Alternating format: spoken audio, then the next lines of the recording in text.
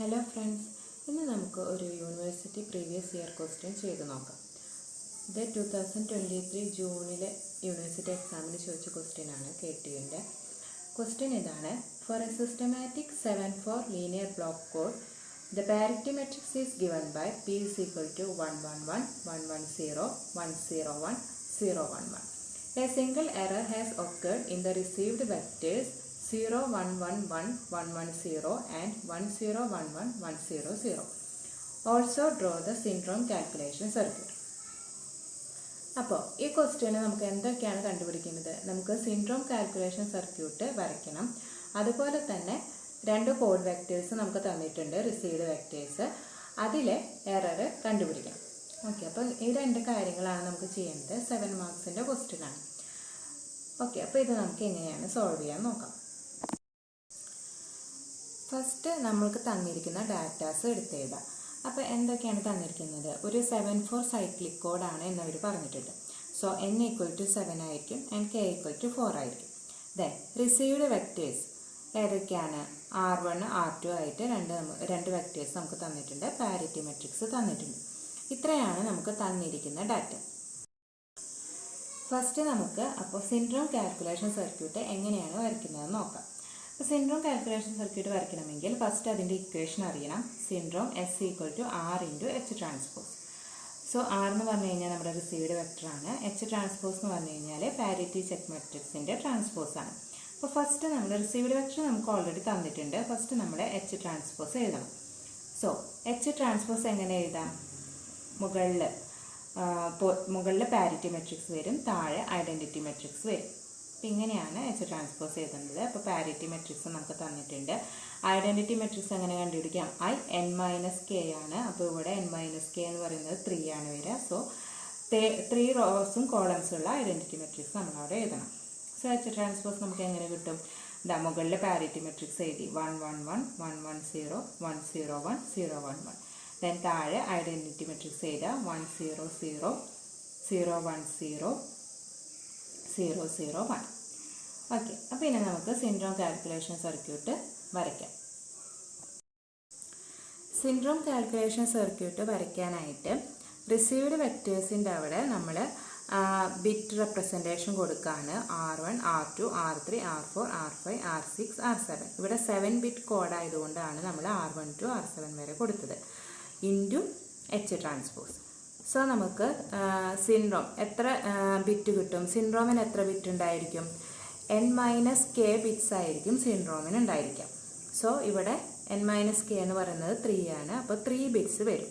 So first നമുക്ക് S1 കണ്ടുപിടിക്കാം. S1 എങ്ങനെ കണ്ടുപിടിക്കും? ഫസ്റ്റ് റോ ഈ R വെക്ടർ ഇൻറ്റു ഫസ്റ്റ് കോളമാണ് നമ്മുടെ S1. അതുപോലെ R വെക്ടർ ഇൻറ്റു സെക്കൻഡ് കോളമാണ് നമ്മുടെ S2. R vector into third കോളമാണ് നമ്മുടെ S3. സാധാരണ മെട്രിക്സ് മൾട്ടിപ്ലിക്കേഷൻ. അപ്പോൾ ഇവിടെ S1 എങ്ങനെ കണ്ടുപിടിക്കാം? ഇവിടെ ഫസ്റ്റ് കോളം എടുക്കുമ്പോൾ ഫസ്റ്റ് സെക്കൻഡ് തേർഡ് ഫിഫ്ത്ത് പൊസിഷനിലാണ് വാല്യൂസ് 1 വന്നിരിക്കുന്നത്.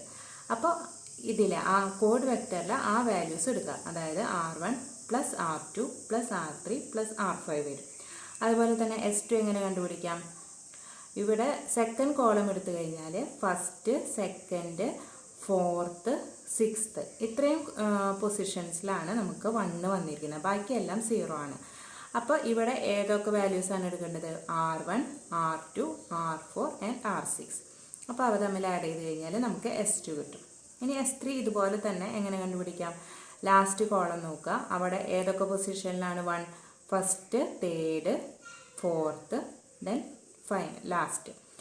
സോ അപ്പോൾ നമുക്ക് ബിറ്റ് ഏതൊക്കെ വരും? R1 R3 R4 R7. അതാണ് നമുക്കിവിടെ കിട്ടിയിരിക്കുന്നത്.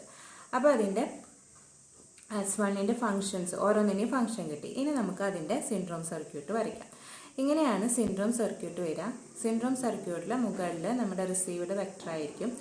R1 മുതൽ R7 വരെ എഴുതാം. ഇത് ഏത് ഡയറക്ഷനിൽ വേണമെങ്കിലും എഴുതാം. നമുക്ക് ഇന്ന കുഴപ്പമില്ല, ഇന്ന ഡയറക്ഷനിലൊന്നുമില്ല. അതിനനുസരിച്ച് സിൻഡ്രോമിലേക്ക് വരയ്ക്കുമ്പോൾ നോക്കി വരച്ചാൽ മതി.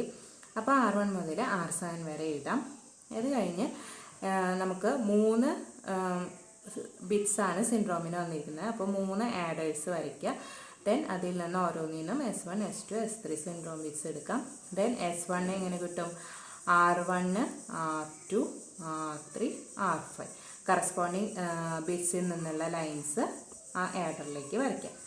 അപ്പോൾ ഇങ്ങനെയാണ് ഒരു സിൻഡ്രോം കാൽക്കുലേഷൻ സർക്യൂട്ട് നമ്മൾ വരയ്ക്കുന്നത് 7-4 linear block കോഡിൻ്റെ.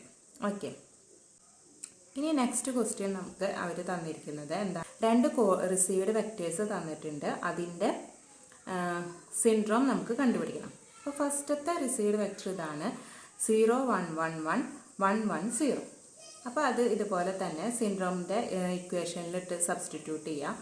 So received vector into H transpose. So ഇവിടെ സീറോസ് ആൻഡ് വൺസ് ആയതുകൊണ്ട് നമുക്ക് എളുപ്പത്തിന് വേണ്ടിയിട്ട് ഇത് ഇങ്ങനെ മൾട്ടിപ്ലൈ ചെയ്യാൻ നിന്ന് ആകെ കൺഫ്യൂഷൻ ആവും. സോ എളുപ്പത്തിന് വേണ്ടിയിട്ട് എത്രാമത്തെ പൊസിഷൻസിലൊക്കെയാണ് 1 എന്ന് നോക്കാം.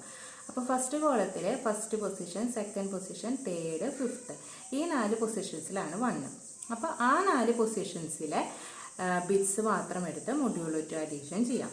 So first, second, third, fifth, അതായത് 1 + 1 + 1. സോ 3 1 ആണ് വന്നിരിക്കുന്നത്. So odd number of ones ആണ്. സോ റിസൾട്ട് നമുക്ക് എന്ത് കിട്ടും? 1 കിട്ടും.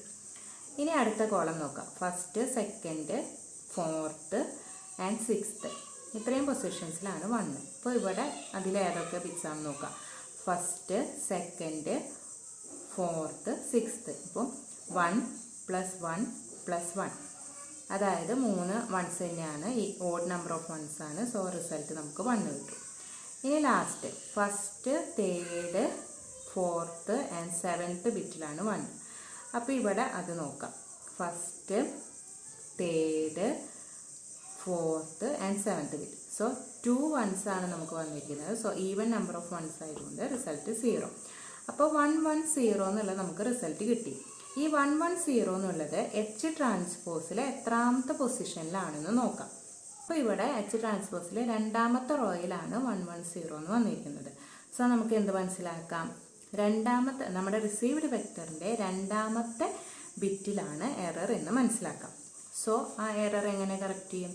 2ാമത്തെ ബിറ്റ് ജസ്റ്റ് ഒന്ന് ചേഞ്ച് ചെയ്താൽ, ഇവിടെ 1 ആണെങ്കിൽ അത് 0 ആക്കി എഴുതാം, 0 ആണെങ്കിൽ 1 ആക്കി എഴുതാം. അതായിരിക്കും നമ്മുടെ കറക്റ്റഡ് കോഡ് വേർഡ് എന്ന് പറയുന്നത്.